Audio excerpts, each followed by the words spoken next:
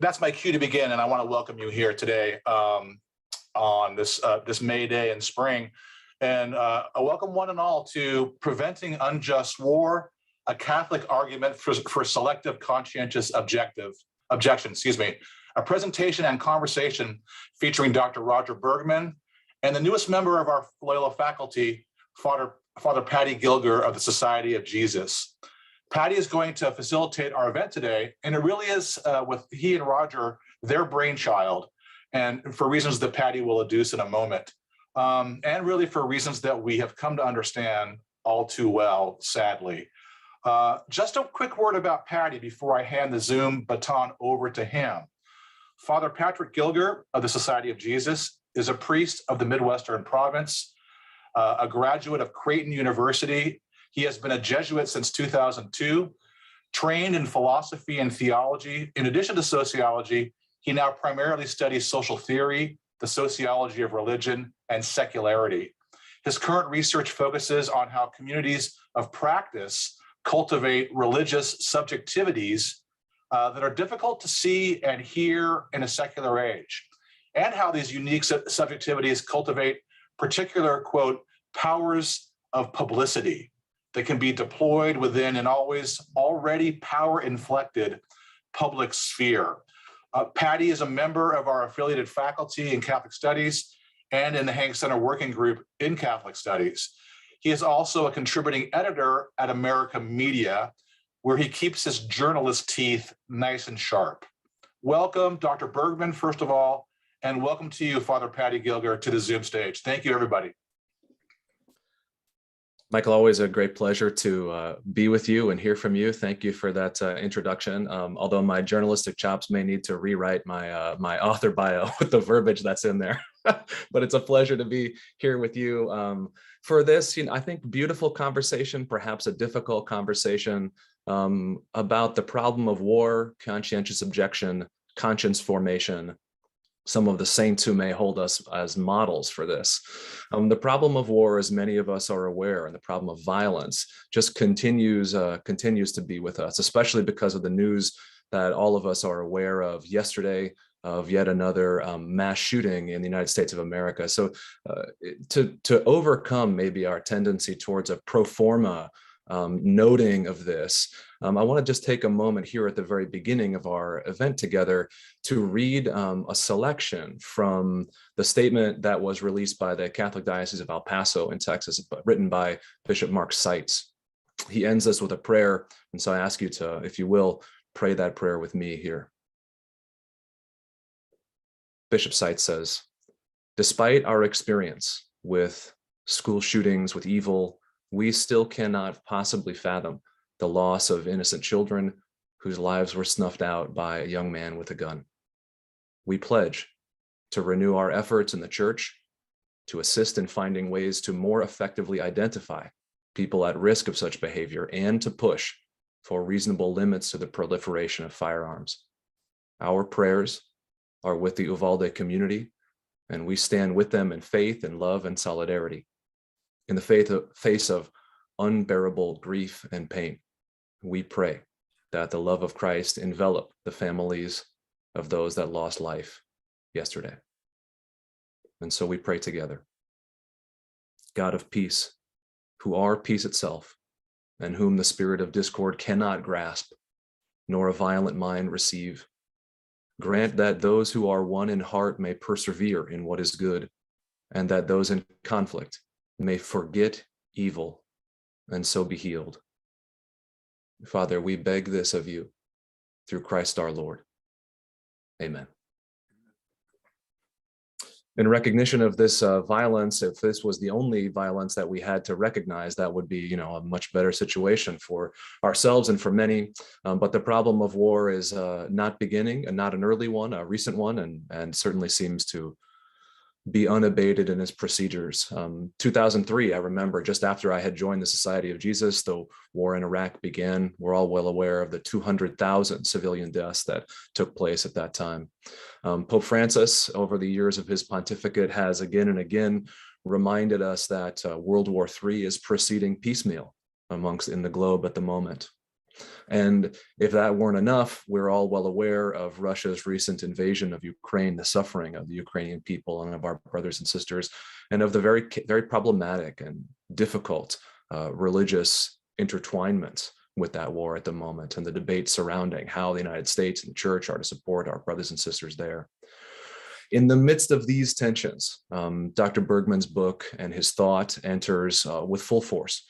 Often he notes that Catholic pacifists blame the just war tradition for this kind of violence, thinking that the just war tradition has been and can be used to justify any war, and so therefore it has to be jettisoned.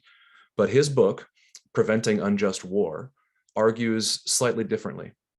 He says that the problem is not the just war tradition, but the unjust war tradition. Instead, he argues that ambitious rulers start wars that cannot be justified, and still warriors continue to fight them. The problem then is that warriors are believed not to hold any responsibility for judging the justice of the wars they themselves are ordered to fight. His response to this very difficult situation is to advocate for what he calls selective conscientious objection, the right and the duty to refuse to fight in unjust wars. This, he says, is the solution. Dr. Bergman is a perfect person to help us with this kind of argument. He currently is Professor Emeritus of Cultural and Social Studies at Creighton University, my undergraduate alma mater, where he founded there and directed the Justice and Peace Studies program for nearly 20 years. I remember Dr. Bergman well from my time at Creighton. He was one of the many faculty members who really formed my heart and mind into even considering becoming a Jesuit and becoming a priest myself. And he helped me to take seriously the depth of the Catholic tradition in which I continue to be formed and want to be formed. I remember just one story very briefly. A good friend of mine, partly in provocation from Dr. Bergman's work that we had been reading, prayerfully decided to travel with a group of people from our university down to the School of the Americas protest back when it was held in Fort Benning, Georgia. This was probably in 2001, maybe 2000. And we returned from a long bus ride from Georgia at that time and got off the bus just in time to walk into the middle of Dr. Bergman's class, where he was proceeding at that very moment to talk about just and unjust wars and conscience formation. And that entry into our class was, I'm sure, very disruptive for him, as all teachers know, and have someone unexpected walk into the classroom in the middle of the session. But he incorporated us and our experiences beautifully, the things that we had just gone through, these powerful emotional experiences of empathy and pain and anger and vibrancy and hope for justice. I appreciate that and many other things about him. It's because of that, and because I've just finished reading his book that we'll talk about here in a moment, that I want to just note one other thing about Dr. Bergman. In his own text, he notes that this tradition of advocating for just wars, particularly, as we'll hear from him, the advocacy for the establishing of an international court staffed by perhaps educated Catholics that could adjudicate the justice or injustice of wars. He knows that this is not, in fact, a new idea. He is picking this up from many different sources throughout the long tradition that we have in the church. One particular inspiration point that he cites in so doing is, in fact, not a Catholic, but the Protestant David Urquhart. In his book, he recounts the story of Urquhart petitioning the Vatican just prior to Vatican I to establish a transnational court to evaluate the justice or injustice of wars. Dr. Bergman calls Urquhart, I quote him, a knight errant for the just war tradition in an age of empire. Today we are joined and get the chance to learn from another knight errant, hopefully a little less Don Quixote-ish for the just war tradition. Dr. Bergman, we're very grateful to have you here and very eager to learn from you today. Thank you very much for that lavish introduction. Actually, the knight errant quotation is from John Howard Yoder, which I use a couple times, but it's appropriate to Mr. Urquhart, and thank you for putting me in any context remotely like that. Okay, let me go to my PowerPoint here. Okay, are we ready? Well, there is the question and a very provocative photograph to remind us of the high stakes that we're talking of. There's the title and a photograph, kind of the standard photograph of Franz Jaggerstadter, who is the subject of the first chapter of the book and really an inspiration for the book as a whole. I was very grateful that Drew Christensen took an interest in this topic and agreed to write a foreword. He was a great presence in the Catholic Church around these questions. We're sorry to have lost him just recently. So there really are two brief quotations that this book is an extended meditation on. One from St. Augustine, The City of God. And I've read this many times before it finally dawned on me, the implications. The wise man will wage just wars, for unless the wars were just, he would not have to wage them. And in such circumstances, he would not be involved in war at all. So it is a just war argument, my book is, for the prevention of unjust war and therefore for war. The other quotation is from Aquinas in his commentary on the book of Job. There are two reasons why men especially deviate from justice. The first is because they defer to important persons, authority. The second is because they defer to the majority or conformity. And I try to address that throughout the book.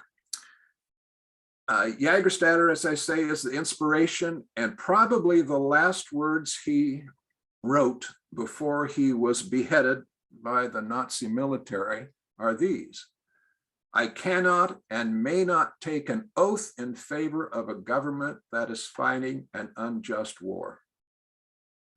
So we'll unpack all that.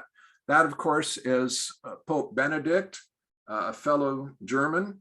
He's conscripted at 16 into the German military. He served 2 years before deserting in 1945.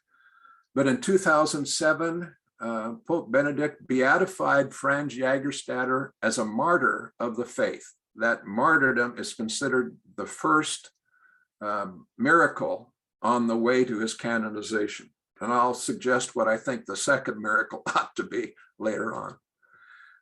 We only know about Franz Jaggerstadter because of this esteemed gentleman, Gordon Zahn, who was a Catholic and a sociologist and a pacifist during World War II.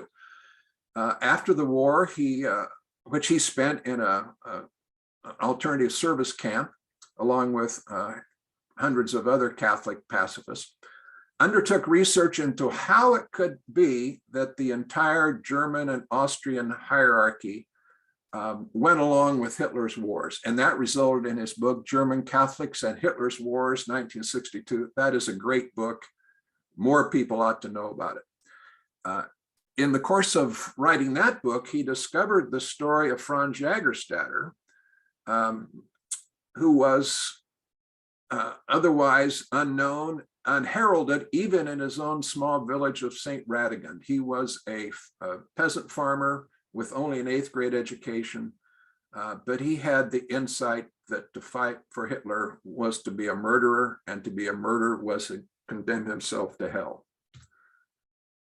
He said that those who want to find the right way to eternal well-being should not walk with the majority of people who are usually timid about making sacrifices, and they should not entrust themselves to leaders whose actions differ from their words. Now, I doubt Jaggerstadter had read Thomas's commentary on the book of Job, but he's tracking him exactly. Why do men deviate from justice? Because they obey authority, because they conform to the majority. He did neither. He said further, we are expected not only to offer sacrifice, but also to attack, rob, and even murder people so that a national socialist world empire will come about. Nevertheless, people who decide not to obey the state's commands are accused of doing something seriously sinful. Wouldn't it be worthwhile to learn from the lives of the saints so that we would know how the first Christians would have responded to today's evil commands?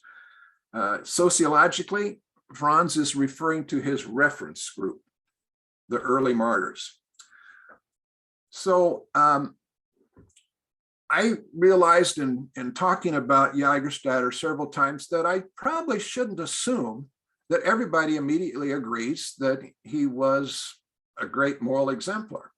So I'm going to rehearse for you why I think some people might resist this idea. So Jaggerstadter was wrong because Hitler's wars were right and just. He was mistaken. Not many people would admit that today. Jaggerstadter was wrong, even though Hitler's wars were unjust, because a citizen must serve his country, right or wrong. He was unpatriotic. Jaggerstadter was wrong because it is wrong to disobey lawful authority. Romans 13. He was disobedient. Jaggerstadter was wrong because he had no authority or expertise to make such a decision. He was incompetent. Jaggerstadter was wrong because he betrayed his fellow citizens, especially those who accepted induction and risked their lives as soldiers on his behalf. He was a shirker. Jaggerstadter was wrong because he could have accepted induction and then avoided killing. He was imprudent. Jaggerstadter was wrong because he could have accepted induction as an unarmed medic. He was a purist. And this is the one I think most people would resonate with. Jaggerstadter was wrong because he left his wife without a husband, his 3 young daughters without a father, his widowed mother without a son, and all of them without a provider. He was selfish. I've had students say that in class. Jaggerstadter was wrong, even if he was right, because his solitary witness, the name of the great book about him by Zahn, would make no difference. He was a loser. He wasted his life. On the other hand, I would argue that Jaggerstadter was right because he acted upon a sincere and well-formed conscience. He was true to the truth as he knew it. Jaggerstadter was right because Hitler's wars were wrong, and his church, his country, and his village were wrong in supporting Hitler's wars. He was courageous. Jaggerstadter was right because it is better to suffer injustice than to inflict it. He was noble. That's a very Socratic idea. Jaggerstadter was right because it is wrong to swear unconditional obedience to any political authority, especially a tyrant like Hitler. He was astute. Jaggerstadter was right because it is better to obey God than men, from Acts. His soul was at stake. So what is the status of Jaggerstatter's witness in the teaching of the church today? It's very little has been paid attention to this. It's a very brief glimpse of the church's thought about this, but this is from the Compendium of the Social Doctrine of the Church, published in 2004 during the John Paul papacy. Conscientious objectors who, out of principle, refuse military service in those cases where it is obligatory because their conscience rejects any kind of recourse to the use of force, or because they are opposed to the participation in a particular conflict, must be open to accepting alternative forms of service. So this is an endorsement from a Catholic point of view, not only of pacifist objection to all wars, but a just war objection to particular wars. That's recognized now by the church on the global stage. And this all goes back to the church's very strong teaching on conscience. summarized in this famous statement by St. John Henry Newman, which is quoted in the Catechism. Conscience is the aboriginal vicar of Christ. I believe he says that the Pope may be the vicar of Christ, but conscience is the aboriginal vicar of Christ. And I have an entire chapter that really unpacks how that could be true. It's not just the church that's paying attention to these questions. This anthology I'm quoting here, When Soldiers Say No, is exploration mainly by philosophers on the question. And the editors in their introduction make this statement, which is quite true to the Catholic tradition. The case for selective conscientious objection rests in large part on Aquinas's assertion that a person should always obey his or her conscience, even if there is a possibility of being wrong. A soldier who cannot in good conscience fight in a given war would be acting immorally if he or she nevertheless chose to fight, whether it be due to fear of punishment or any other reason. Aquinas did, however, add an important proviso. Conscience needs to be informed. And that's a large part of what this book is about. But this is not a new idea. It's not a modern idea. This goes back to at least the 15th century. This is as good a summary as my book in medieval language as you could hope for. Written by a woman, aristocrat who was well educated, clearly wrote a book. Every man who quite properly wishes to expose himself to war should, before he becomes involved, be well informed of the nature of the quarrel in order to know whether the challenge is just or not. Let him inquire if this war has first been judged by competent jurists or lawyers, or whether it may be for the cause of defense. You should know that if the quarrel is unjust, he that exposes himself in it condemns his soul. If Jaggerstadter had ever come across that, he would have said, amen. So one of my actually favorite chapters of the book is about moral injury. That's a new term. It's not the same thing as post-traumatic stress disorder, and that's a big part of that chapter. So I look at 5 authors who've written about moral injury in their own experience. The first is from a classic reflection by a professional philosopher on his experience in World War II, the so-called Good War. Jagling Gray wrote, "There is a line that a man dare not cross, deeds he dare not commit, regardless of orders, and the hopelessness of the situation. For such deeds would destroy something in him that he values more than life itself." That is a kind of non-religious way of talking about self-condemnation by doing something you can't fully support. Had to quote this line from Drew Christensen: "The chapter on moral injury is worth the price of the book." So I look at 5 warriors, one from World War II you just met, 2 from Vietnam, 2 from Iraq, and work through to a definition of moral injury as distinct from post-traumatic stress disorder. Now let's just cut right to the definition, although this definition and the discussion of that is much less interesting than the actual narratives of those 5 soldiers. Moral injury in warfare is caused by a betrayal of what's right by legitimate authority, or an individual's perpetrating, failing to prevent, witnessing, or learning about an incident or its aftermath that violates deeply held moral beliefs and expectations. That definition is drawn from 2 secular authorities on moral injury. I like to reduce it to more Catholic social teaching kind of language. Moral injury is a violation of human life and rights, producing anger, guilt, and shame. It can overlap with PTSD, but if there is anger, guilt, and shame, it's probably moral injury and not just PTSD. Really, the linchpin of this book aside from conscience itself, is an argument by Jeff McMahon in his book, Killing in War. He is the chief alternative to Michael Walzer's very influential book from the late 1970s. His book, Killing in War, is published just in 2009. He's now at Oxford.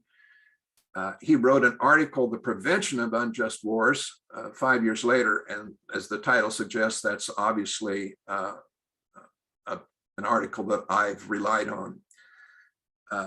He says this: we should agree that young people who are commanded by their rulers to risk their lives in order to kill others deserve moral guidance that we know they will not receive from those who seek to use them in this way. So if a government orders young men and women into war, it's not likely that that same government will sit them down for a seminar on the ethics of war and peace. Somebody else needs to do that. Ken Himes, Franciscan theologian at Boston College, wrote a nice endorsement of my book.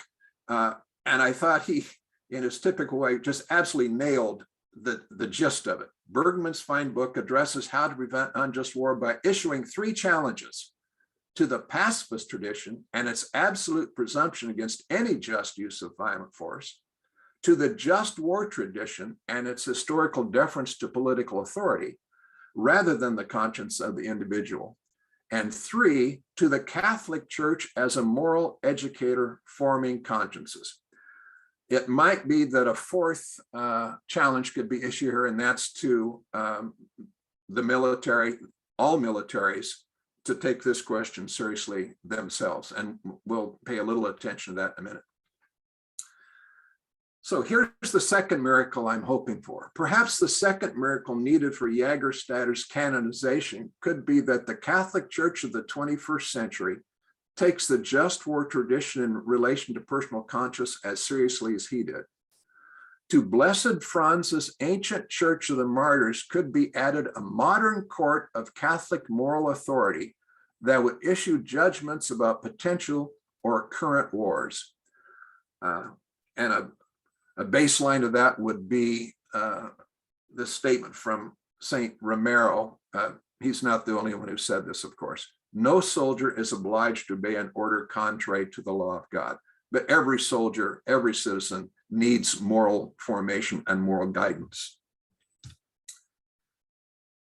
I think this is just an exquisitely accurate and troubling statement from Ralph Potter, who had some influence on the bishop's 1983 pastoral letter on war and peace, the challenge of peace. Under existing law, unless one would be unwilling to fight against a new Hitler as a pacifist, one may be compelled to fight for a new Hitler because selective conscientious objection is not allowed in any country in the world, with one exception.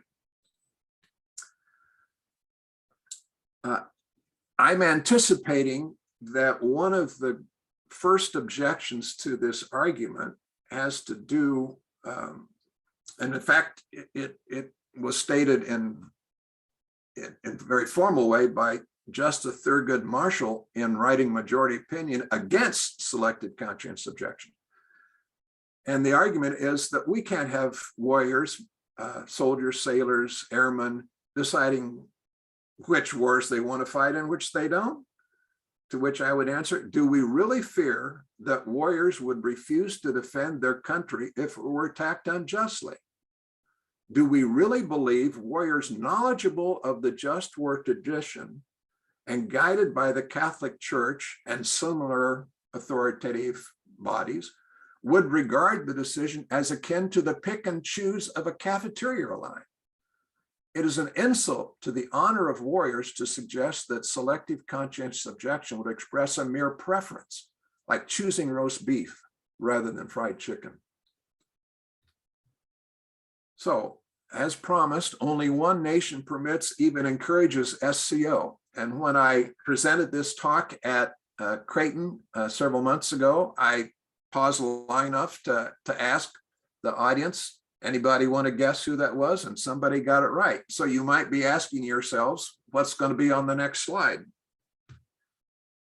Lieutenant Jürgen Rose is an exponent and practitioner of post-World War II German military culture of inner Führung, inner leadership or conscience. He is both a scholar of that tradition, that's how I learned about this, and a practitioner. That is, he was a lieutenant colonel in the German Bundeswehr and was ordered to participate in the Iraq War and refused. But because of post-World War II Germany's new military culture, when he made his decision known to a superior officer without any fanfare, although it was much publicized, of course, in the German press, he was simply transferred to another assignment. His conscience was honored, and indeed, the post-World War II German military culture honors culture. Every soldier is still a citizen and a citizen of conscience. One of the early German leaders after World War II said in the 20th century, Germany had suffered a massive slumber of conscience. And the German military has done not an absolutely perfect, but strong effort to rid itself of the possibility that ever again they could fight an unjust war. So toward the end of the book, as I was writing, I began to think, well, this is really the question of what is the relationship between legitimate authority and personal conscience. So in large part because I was a college student during the Vietnam War. I was in ROTC for 2 years, and then the lottery got me off the hook. I've been thinking about this question quite a bit, and in the course of teaching the War and Peace course that Paddy took 20-some years ago, began to see more and more that you had to really think hard about legitimate authority.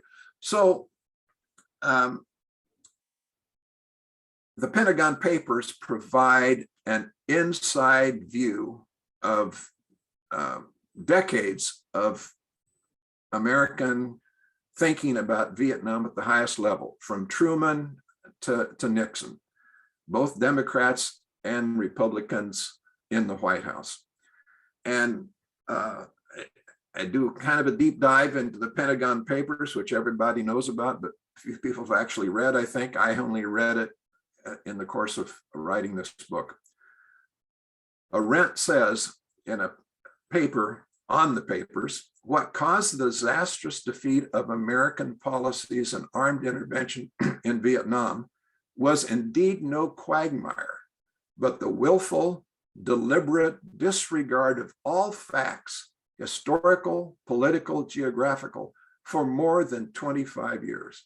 So this is the legitimate authority that young people in this country were supposed to obey unquestioningly. I don't think so. So why do wars continue to plague us? What can be done to prevent them? Well, just a reminder of what's at stake. There are 58,000 names, something like that, on that very moving monument on the Washington Mall, called the Wall, a pilgrimage site. How did they end up there? Why did they end up there? How do we make sure there's never a need for another wall like that? Catholic pacifists blame the just war tradition for the church. This is what Paddy was quoting earlier. That tradition, they say, can be invoked to justify any war, and so it must be jettisoned. This book argues that the problem is not the just war tradition, but the unjust war tradition.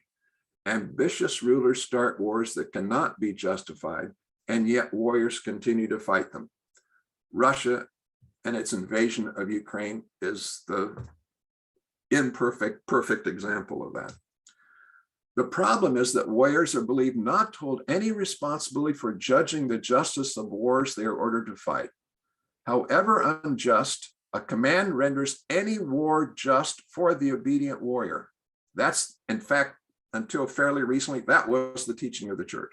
That was what the Bishop of Linz told Franz Jaggerstadter when he had an interview with him.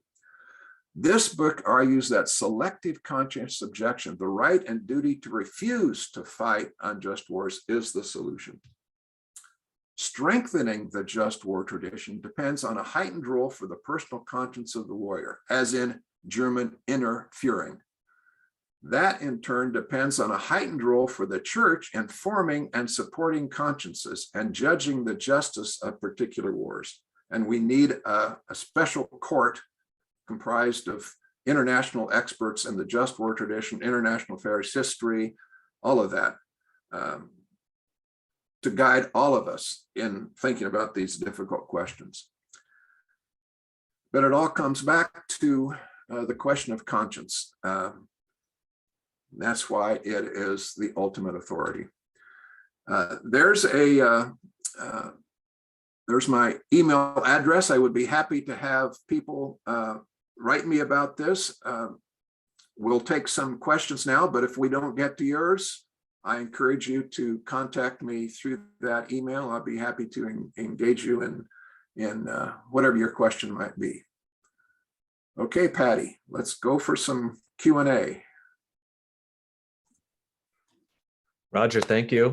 You're welcome. I'll give you the solo applause here, Yeah. since there are many listening who are not able to give it to you in this way. Yeah.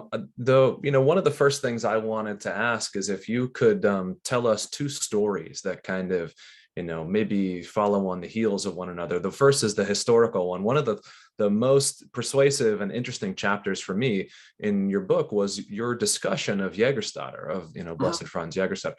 Can you describe for us a little bit of the pressures he was under and the effort at conscience formation that he undertook? And particularly, you brought up just a moment ago, this the conversations that he had with his own pastor, who I think was also the bishop. And so how did those proceed? How did he come to a place where he could have the courage to do what he did? Yeah, it is a bit of a mystery. I think that's why Pope Benedict could call this a martyr's miracle. Jaggerstadter was a kind of typical Austrian peasant young man, farmer. He had an 8th grade education. He went to a one-room schoolhouse for 50 or 60 students of all different ages. He apparently was a good student and an avid reader, but he had no education beyond 8th grade. I can only imagine that when he did get serious about his religion in his 20s, that he may have borrowed from the library of the pastor, but that's never mentioned. I don't know how he learned about the just war tradition. And he doesn't quote documents, he doesn't name specific criteria. He just had a very strong sense that wars were, if they weren't just, were about murder, and he wasn't going to murder. So in his later 20s, he fell in love and married Francisca. It's been said that she also should be canonized. She was at his beatification ceremony in Linz, whatever it was, 15 years ago. And he got very serious about his religion at that point, to the point that the other villagers, no doubt conventionally religious as Franz had been at best, thought he was a little nuts. He would sing hymns as he was out in the fields, began returning a "Fui Hitler" whenever somebody would walk by, and Heil Hitler and "Fui Hitler," "Fui on Hitler." Began refusing relief from the Nazi relief organizations, left the peasant organization when it continued to cooperate. He was drafted, conscripted. There was a couple stages there, but eventually he actually did take military training for several weeks. And he wrote home that he was actually very good on the marksmanship range. He was a third order Franciscan, but he had no problem picking up a gun and doing target practice. But when he started shooting at the French or the Polish or the Czechs or whoever, he couldn't do it. In fact, remarkably, he imagined that if he were a Frenchman or at the other end of Hitler's war effort, that he would take up arms against Hitler to defend his own country. So that makes it clear that he was not a pacifist. Okay? And it's to Zahn's credit that he does not try to turn Jaggerstadter into a pacifist like himself. So he was conscripted. He was put on trial for undermining military morale and found guilty. The judges tried to talk him into confessing, taking a lighter sentence, and finally offered him an appointment as a medic, which he said I could do because I would not be killing people. I could be caring for people who were wounded. But he then realized that he would still have to take an oath of absolute obedience to Hitler by name, not to the German Constitution, but to Hitler by name. He says, I cannot do that. I will not do that. And so he was beheaded. The interesting question put to him was, well, why did the German and Austrian bishops not have the same insight you did? He said, well, maybe they weren't well prepared for this. And you're thinking, Franz has an 8th grade education. Those bishops are all highly educated. So it doesn't have to do with what happens in a classroom, although obviously I think that's a big part of what we ought to be doing. He had a famous dream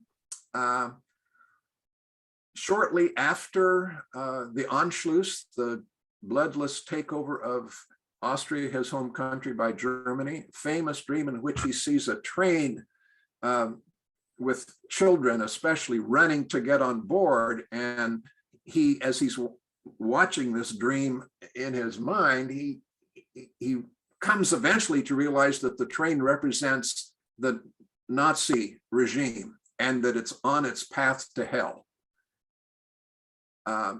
I think this is very instructive because there's a question about when this dream is dated. And Zahn, I think, is right that it came after the Anschluss and after the advent of Hitler Youth in Austria. So it was informed by his understanding of what was going on around him. But he didn't immediately think of it as the Nazi train, only in reflection some years later. And it's almost as if he had a private revelation. Mm-hmm. How you explain that dream coming deep out of his subconscious, but that subconscious was paying attention to what was going on in the world. There you go. Well, and one of the most important things there, as you say, so maybe even if he did have a private revelation, you know, one of my own experiences as a Jesuit, I do a lot of spiritual direction. I have conversations with people about their own spiritual lives. I'm convinced that everyone I have ever met, maybe there's somebody out there who doesn't, but everybody I've ever met has had living experiences of the living God. And mm-hmm. The thing that is difficult, though, is that most people don't trust them. Mm-hmm. Like most people don't trust those experiences, and instead trust, you know, as Aquinas you were mentioning, say, we'll trust the leader or we'll trust everyone else. And so one of the things I wanted to ask you about, and maybe you have an example of this from your own teaching experience or from your own life experience, but I know you taught members of ROTC at Creighton for years about these things. And do you have any examples from that experience with these young men and women, helping them to understand their own potential responsibility and to form their conscience and then to enact this kind of conscience? Yes, a lot of conversations with senior ROTC cadets over the years about this. I was always impressed that, with one exception, their department chair, the major, the lieutenant colonel who was teaching the class, took these questions more seriously, or could engage them more seriously than the students did. I mean, they're there trying to get through their military training at that level and anticipating a commission and all that. The officers who are in charge have had to deal with these questions more directly. In real life. I'll, with one exception, I don't know, there must have been 10 different people I worked with, 8 anyway. And they all took these questions very seriously. We're glad to have somebody come in and address these ethical questions with their senior students. But let me tell you one story. I couldn't tell you now whether he was before or after your time at Creighton, Paddy. He was in ROTC, but he took my course, and he took my wife's course on world religions, Dr. Wendy Wright, and he read about the pacifist traditions in India. And in my course, although I was not trying to convince anybody to be a pacifist, that was an option, certainly. He had a coalescence of conscience, and he decided he could not continue his ROTC training. Wow. But he was third or fourth year into it. His parents were both full-blood colonels in the military. So he went to the military chair and said, I've had a crisis of conscience. I cannot continue. How do I get out? And the guy said, well, you have to repay everything we've put into your tuition and books for the last 3 years. Well, what do you think his parents said to the request that they co-sign a loan for him? That's not going to happen. So I presume he was discerning on this profoundly, praying. He was not Catholic, as I recall, but he came to the realization that he could continue his military training and request entry into the chaplaincy corps. Wow. So he went to seminary, I think paid for by the military, and became a chaplain as a pacifist. So I've lost touch with him. I would love to know whether he, stayed in the military, how this played out. Was he still in the military when the Iraq War started, and did he have conversations with fellow soldiers about these kinds of things? But that's the story that leaps out to me, a profound crisis of conscience. Thank you. Yeah, very powerful. We have really some lovely questions from the audience here. I'd like to bring some of those in. This is a question from a recently graduated Loyola University student. He wants to know, this person wants to know, do you think that the placing of moral responsibility that you're advocating for on the warrior, rather than just on their leadership, parallels in any way this 20th century developments and the efforts of democratization within the church since Vatican II and Gaudium et Spes? So this person's thinking especially about the laity of the priesthood and the invitation into leadership within the religious denominations there. This is a question asked by Emma. Yes, that's a good question, Emma, and I think you're exactly right. Professor Duffy at Marquette many years ago, I think he told me he was going to be listening in, wrote a column, I think, for America on that very topic, the democratization of the just war tradition. David DeCosse at Santa Clara, professor of moral theology, wrote a nice endorsement of the book and as teaching it, I think, has argued that we have to democratize the understanding of political authority within Catholic social teaching. Okay? And we have to be much more skeptical about the legitimacy of the authority to which we are supposed to be obedient. We have way too many examples of legitimate authority out lying to the public. So one of the questions often comes up, well, how is some ordinary citizen, some soldier supposed to know all the ins and outs of this particular war? And you say, well, why would you expect the leadership, given our history, to provide you with the information you know? They may have secret information, but they're also keeping information secret from you that you have a right to know and need to know to make a decision. So yes, I think it is a democratization that I don't mean in the book to bypass the role of military leadership. Catholics in the military, whether they are buck privates or generals, should be exposed to the same conscience formation. And obviously, officers have a lot more responsibility, and so should take that responsibility even more seriously. So it's not an either or, it's a both and.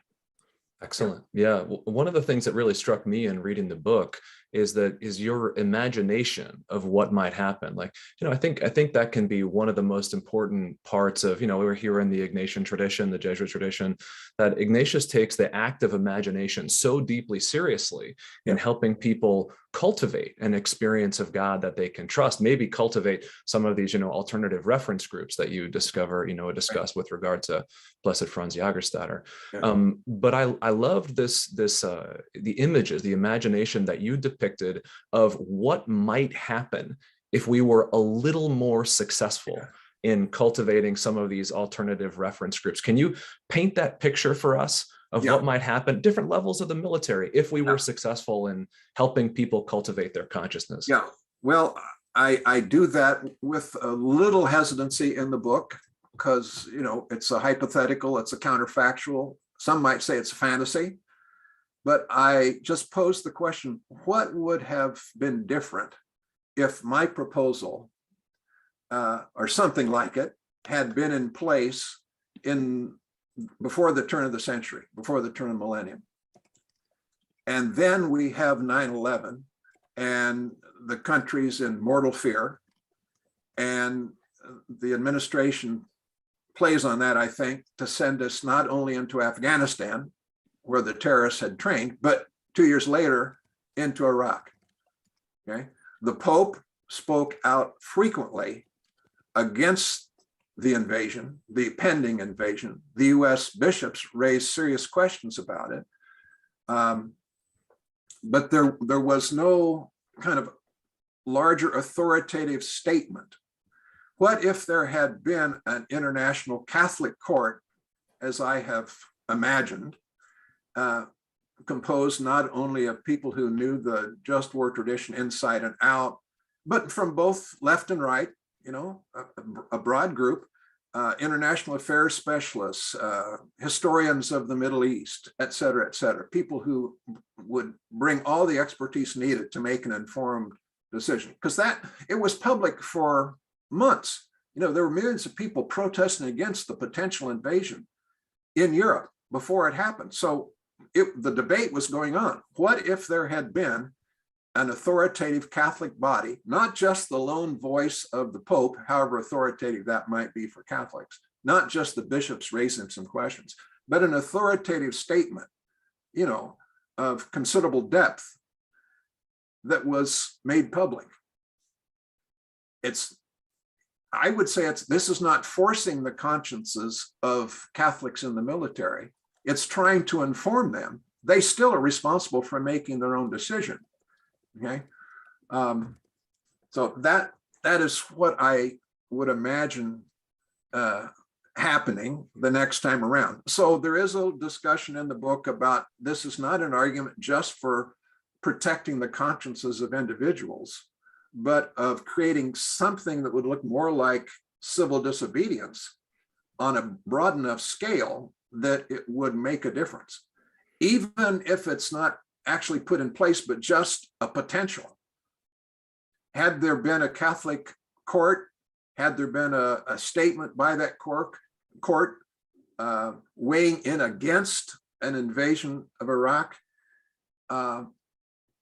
what if the administration, the US administration said, if we have even 5 or 10% of the Catholics in the military refuse to go, we might be in trouble.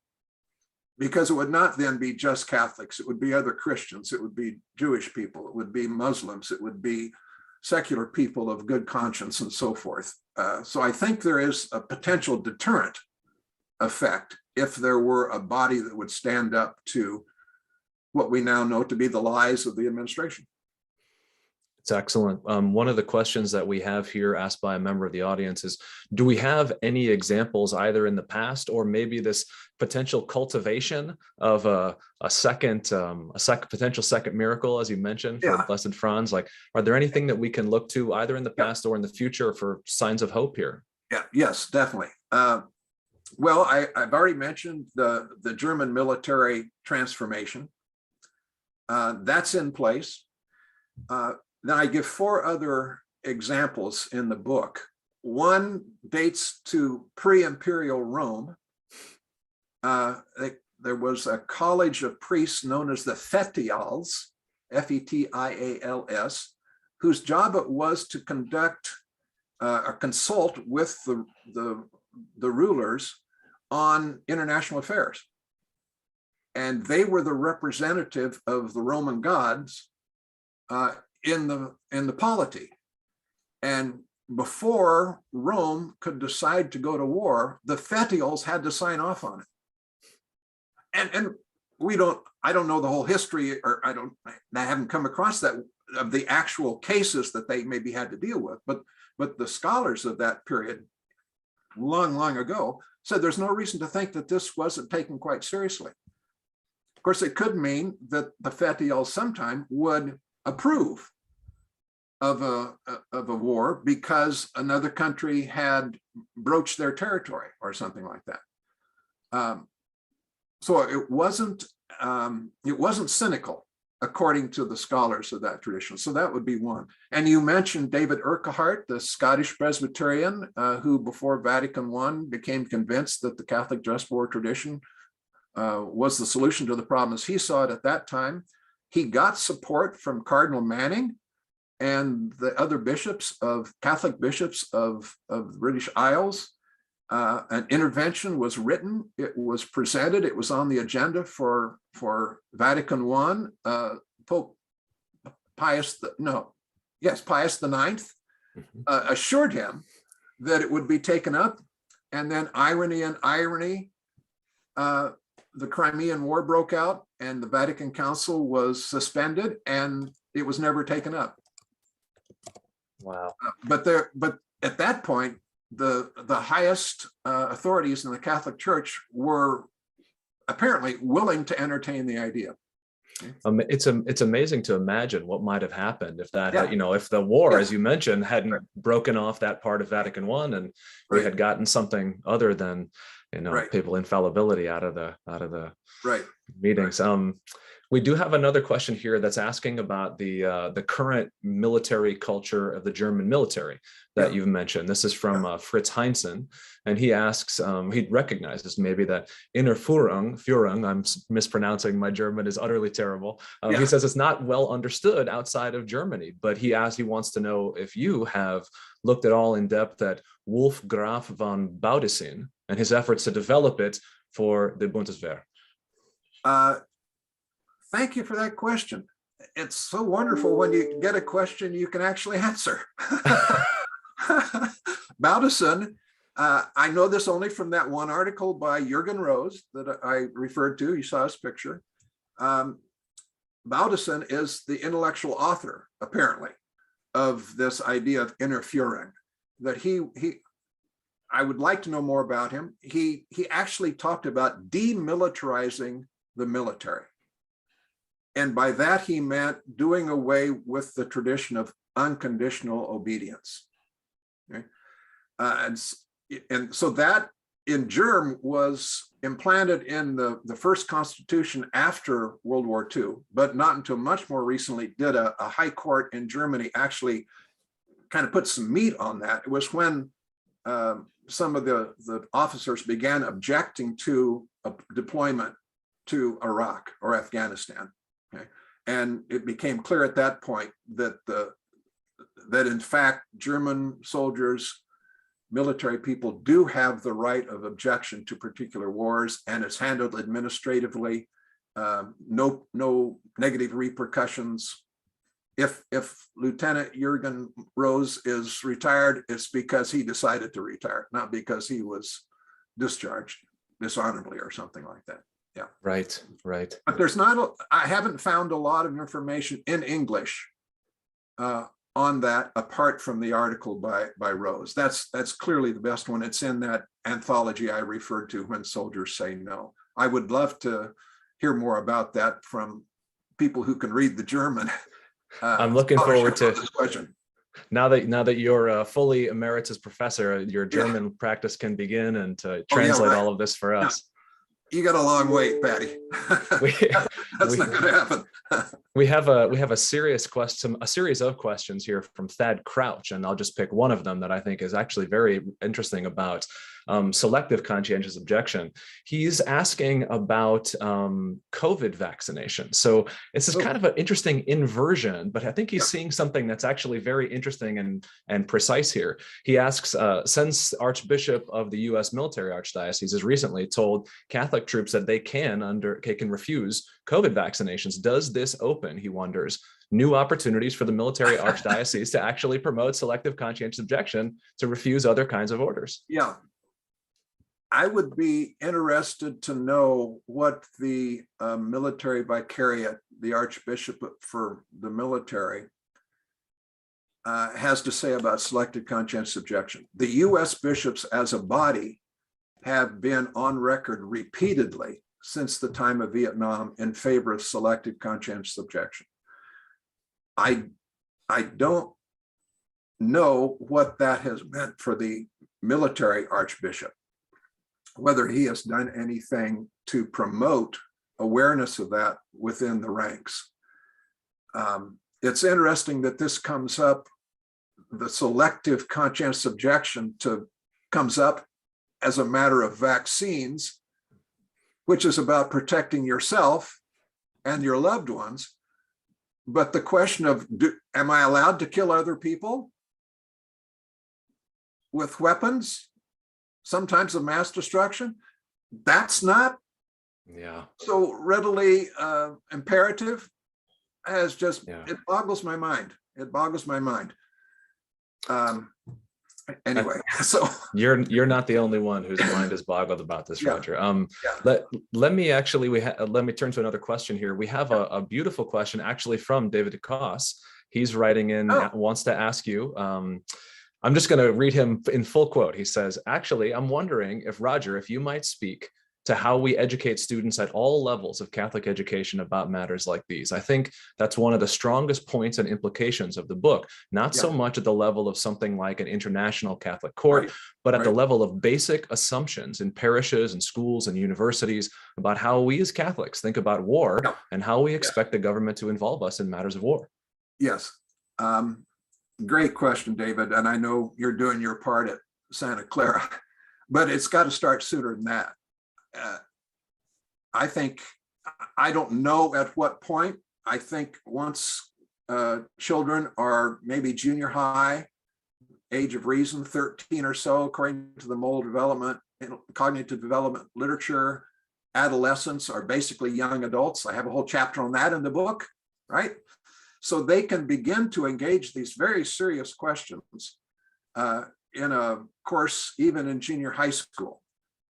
And to speak directly to this, I don't think there's a Catholic high school in the country who shouldn't have a course in Catholic social teaching and a strong component on the just war tradition. I would be interested in, it would be fascinating to do a survey.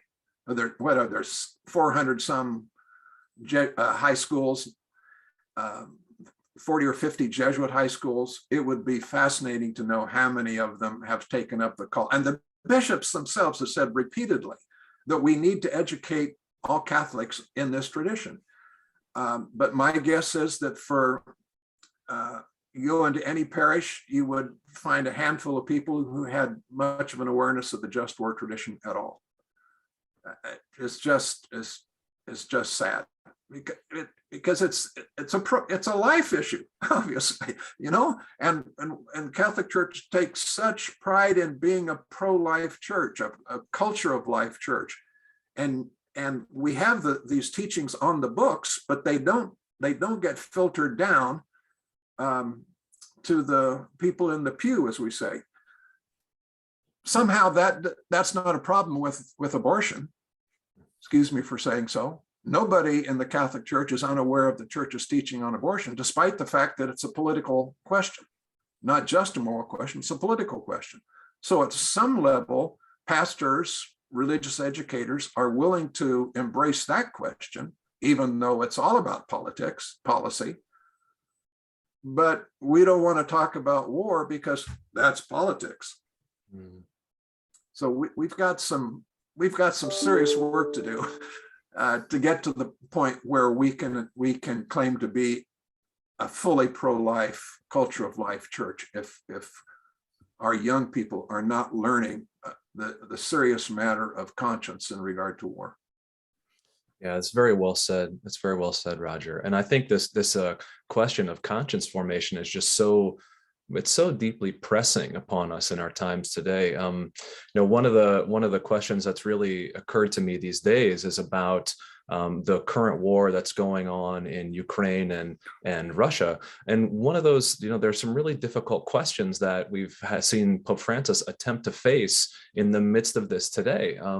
So we've noted that even though Catholic teaching has, we have very clear policies that countries have the right to defend themselves under certain circumstances, some of Pope Francis's, current statements seem perhaps a little vague, even saying that he's not quite sure whether, in the Corriere della Sera, saying he's not quite sure whether it's acceptable to send arms to Ukraine at the particular moment here.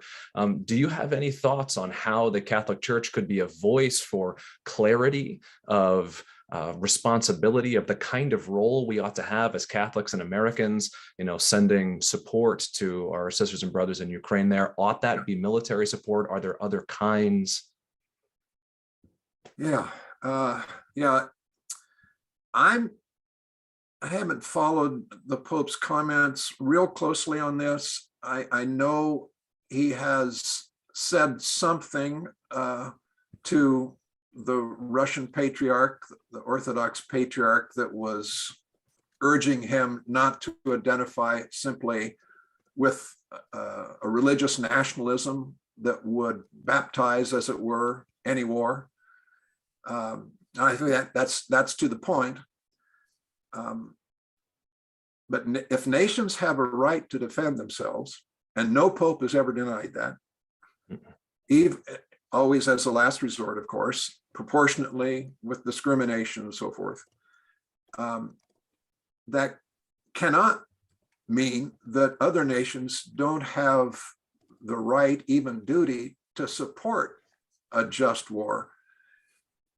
The question is, what is the most effective policy means to do that? And there are certainly moral dimensions to that, but that seems to me that maybe is not something the Pope himself would have great insight or expertise in any more than I do, but it seems that many commentators in the US are generally supportive of the no boots on the ground, but military support of the Biden administration and European states.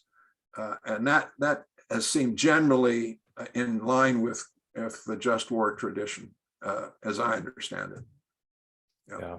Yeah, I know it's a very difficult question, right? I'm sorry to put you on the spot about it, but I feel like it's something important for us to discuss. Yes. Well, and obviously the in the background, or maybe not even the background, the foreground is the question of nuclear arms. And without question, I think probably some of the caution of the Biden administration and the European heads of state is if they push Putin too much with their own forces, for example, on the ground, that might push Putin in his desperation or his bravado or wherever it would be to use nuclear weapons. And that clearly would be the worst outcome for everybody. So it's a very delicate, I think, balancing match. It's hard to think about delicacy on something as dire as this, and with many lives lost and more lives to be lost. But I think that's the difficulty of the situation. Well, I agree with you very much, but I also think that the word you chose there, delicacy, is the right one for the moment. And I think it's also the right one to describe much of what you do in the text, in the manuscript itself. And so I think it's something to be really proud of. I hope you are very proud of it. As a sociologist myself, what I want to say is that I am always on the lookout for what we might say like supra-individual, more than individual responses to the dilemmas that really confront us today. And this dilemma of war is, yes, it falls upon personal consciences. I was persuaded by your arguments about conscience and Blessed Franz's role within this, and the possibility of generating, individual conscientious, selective conscientious objection.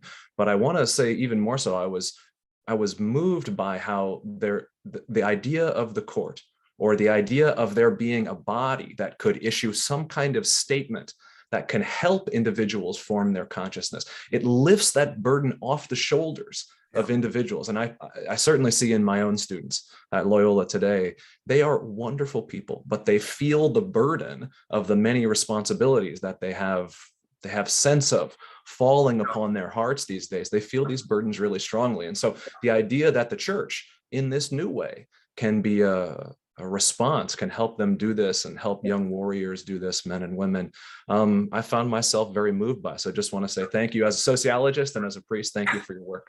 Thank you, Paddy. Appreciate it. We want to say thank you also for your time here today. And I know that we have a really lovely and aesthetically beautiful, a hopeful ending that Dr. Murphy, Mike, you're going to help walk us through here. So I send it back to you.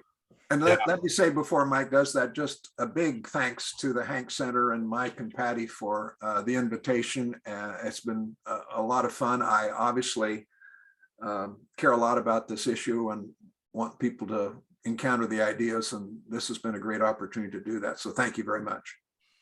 Well, thank you very much, Professor Bergman and Father Gilger, Roger and Paddy. Thank you so much. It was so wonderful to see you kind of back in had the band back together again, as it were.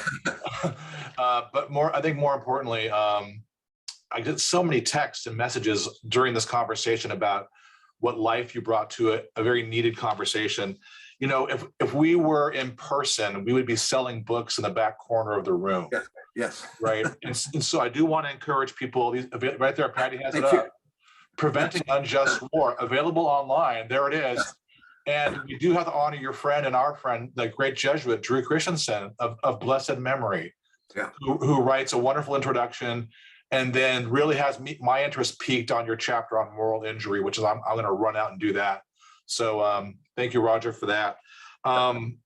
What can I say also? Thank you to Paddy Delgado and Adam High.